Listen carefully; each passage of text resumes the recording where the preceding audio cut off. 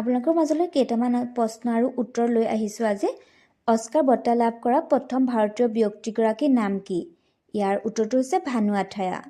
ৰংখেৰ কোনটো জনগোষ্ঠীৰ উৎসৱ? ইয়াৰ উত্তৰটো হৈছে কাৰ্বি জনগোষ্ঠীৰ। তামাচা ভাৰতৰ কোনখন ৰাজ্যৰ লোকনৃত্য? ইয়াৰ উত্তৰটো হৈছে মহাৰাষ্ট্ৰ। অসম সাহিত্য সভাৰ নতুন সভাপতিজনৰ নাম কি? ইয়াৰ উত্তৰটো হৈছে ডক্টৰ বসন্ত কুমাৰ গোস্বামী। ডাল লেক কোন ৰাজ্যত অৱস্থিত? জম্মু কাশ্মীৰত অৱস্থিত। প্ৰত্যেক বছৰে বিশ্ব মানৱ অধিকাৰ দিৱস কোন তাৰিখে পালন কৰা হয়? ইয়াৰ উত্তৰটো হৈছে 10 ডিচেম্বৰ।